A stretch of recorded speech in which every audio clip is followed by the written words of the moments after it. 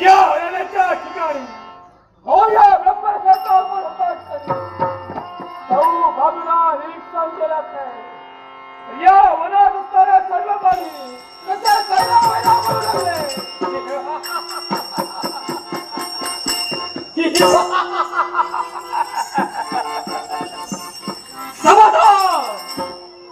या ब्रह्मरथाचा पाऊल या अरण्यात पडतायत या माझ्या पावलांच्या आवाजानं चौ बाजूला जवळ असणारे प्राणी माझ्या भीतीनं सैरा व्हायला पडू लागले हो त्याच्या कलाची आठवण झाली या अरण्यात वास्तव्य न करता समोर दिसणारा ते अरण्य आणि त्यात अरण्यात कोण मी वास्तव्य न करता पण काय घडलं त्या अरण्यात असणारे प्राणी मी स्वतः भक्ष्य करून लागलो त्याच प्राण्यांचं मांस कसं मता मता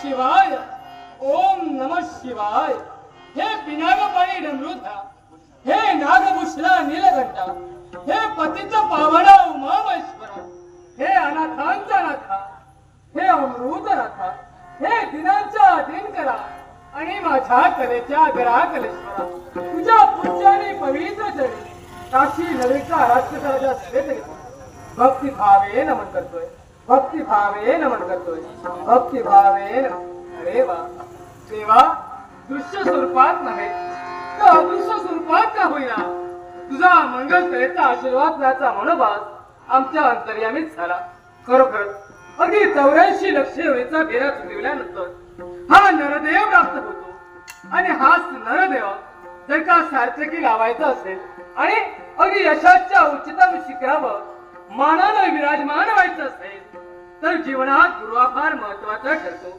आणि म्हणून माझ्या जीवनवी प्रवासात लाभलेले माझे 3 गुरु माझा पहिला गुरु म्हणजे माझी आई होय आई म्हणजे देवबुद्धीवरचा आई म्हणजे साठा सुखाचा आई म्हणजे मैत्रीण गोड आई म्हणजे सुखाची ओढ आ म्हणजे आत्मा आणि ई म्हणजे ईश्वर त्या परमेश्वराला प्रत्येकाच्या गृही निवास करता येत नाही म्हणून त्या परमेश्वरानं वात्सल्य रूपी स्वरूप निर्माण केलं त्या स्वरूपाला आई असं म्हटलं गेलं येथेच काशी येथेच ईश्वर प्रेम आई अथांग सागर माया ममता उदंड देते नाही जीवाला घोळ माऊली देवाहूनही थोड विश्व निर्मिळ त्या देवाला ना आईची माया आई नाही तर काहीच नाही जीवन जाते वाया वात्सल्याचे अमृत देते सुखात राहतो बोर माऊली देवाहूनही थोड अशा माझ्या माऊलीच्या पूज्यानी पवित्र चरणी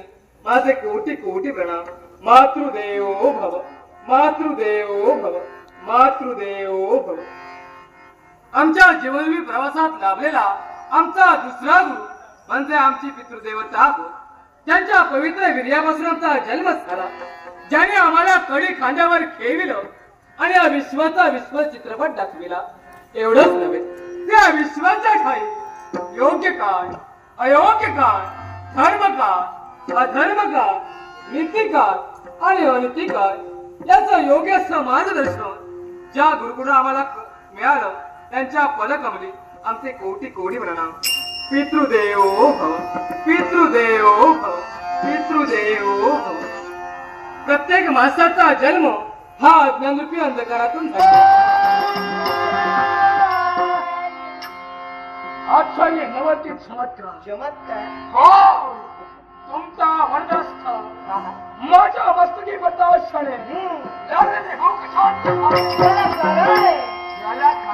जवळ असणारी व्यक्ती दुसरी तिसरी कोणी नसलो त्रैलोक्यात वंदनीय असा ब्रह्मपुत्र नारद ब्रह्मपुत्र नारद तुमचा कुछ देव तत्वातील घटक पूर्ण त्रिभुवनात माझी फेरी असते. स्वर्ग मृत्यू आणि पाताळ या त्रैतलात माझी भ्रमंती असते.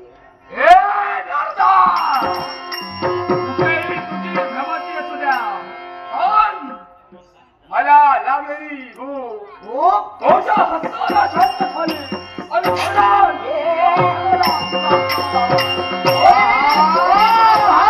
तुझा हस्त मला हवाय. हस्त? हो. अरे हस्त करून काय करणार तू? काय करणार? अरे रोज माझ्या डोक्यावर ठेवत जाईल. हा? भूक मला लागणार नाही.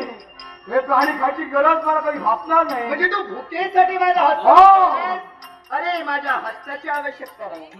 मी तुला असं कुठेतरी जागा दाखवे, काय? असं कुठतरी क्षेत्र दाखवे.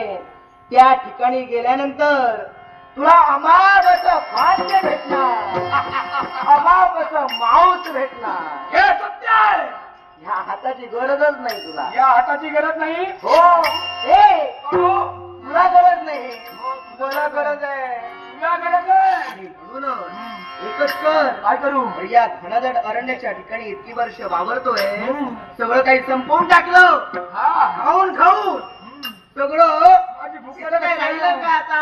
हे माझी भूकच तशी आहे. मग आता ती भूक आता वाढायला लागलेली आहे. हो. आणि ती वाढायला लागलेली भूक कमी करू नकोस, अजून वाढव.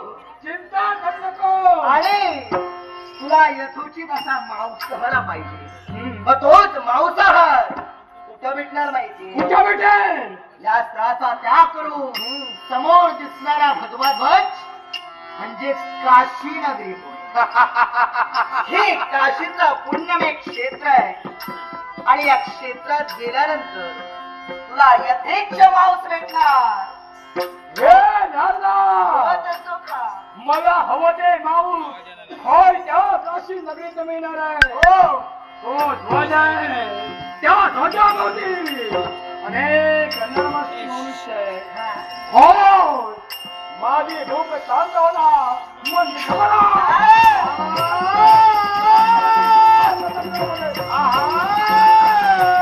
हे राजा, माझं नाव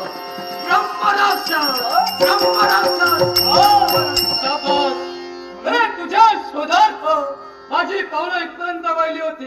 माझा शोधार्थ याला मरणात होता तुझा तोय. मी तो कसा? मला सांगणे, माझ्या जनतेचं जीवन ज्याने विस्कळीत केला तो ब्रह्मराक्षस. मला सांग, माझ्या जनतेने तुझं काय केलंय? त्याला त्रस्त का करतोय? हे राजा, मी तुझ्या जयंतीचा जीवन विस्कळीत करत नाहीये. हो, मी माझी भूक सगवतोय. तुला तुझी भूक समवायची आहे तर या अरण्यात वावरणारे प्राणी खा, पण नरबळी खातोय. माझ्या प्रजेचं जीवन विस्कळीत करतोय. हे तू कृत्य करतोय, हे उचित आहे. तुझ्या दृष्ट्यात ते अनुचितच आहे. पण लक्षात ठेव, ज्यावेळी मला भूक लागली, या मनुष्य प्राण्यांचं मांस, या मनुष्य प्राण्यांचं रक्त मी भक्षण केलं. त्याच वेळी ती चावू, होय ती चावू या ब्रह्मस्य अंगात भिनली गेली. अर्थात माझ्या भुकेचं शमन हवं. पण त्याचं शमन करण्यासाठी राजा तुझ्याच राज्यातील नरबळी, कालपर्यंत असा प्रमाणच्या जीवनात तू घडविला, पण या क्षणापासून माझ्या राज्यातील नरबळी तू घेता उपयोगाचे नाही. आणि म्हणून हा हे तुझं कार्य बंद कर. सामोरच्याच्या गोदानं सांगतोय. राजा, या ठिकाणचा मी करतोय तो माझ्यासाठी आणि माझ्या भुकेसाठी. अरे तू सांगावा आणि मी ऐकावं, होईल नाही. सगळं सामोरच्याच्या गोदानं ऐकलं नसतील, मरणारा मुक्ती लक्षात ठेव. ही तुझी भ्रामक कल्पना आहे. या विश्वात मला मारेल अशी शक्ती जन्माला आली नाही.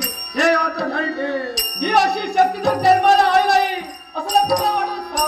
पण साक्षात मृत्यू तुझ्या नेत्रासमोर आहे. तू माझा मृत्यू होईच नाही. कारण अरे तुझ्या नेत्रासमोर आहे तो सामान्य ब्रह्मरसच आहे. अरे मी मायावी ब्रह्मरस आहे.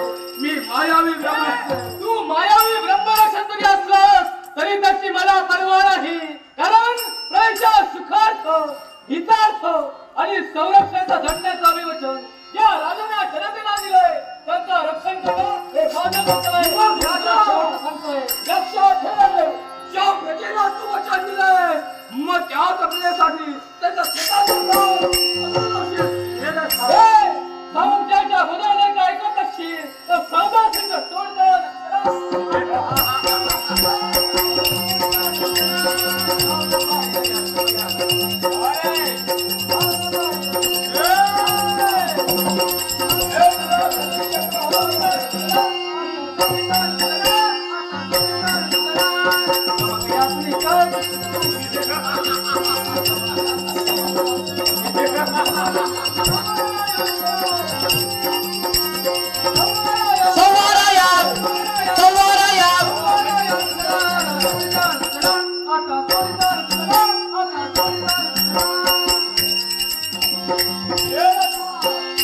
जिने तुला गंधात मिरविले विरह दुःख पदरात झेलले सेवा भावे हृदयी जपले सेवा भावे हृदयी जपले मी नमितो ती माई तूच गजानन तूच साई तूच गजानन तूच साई स्वामी तूच तू माझी आई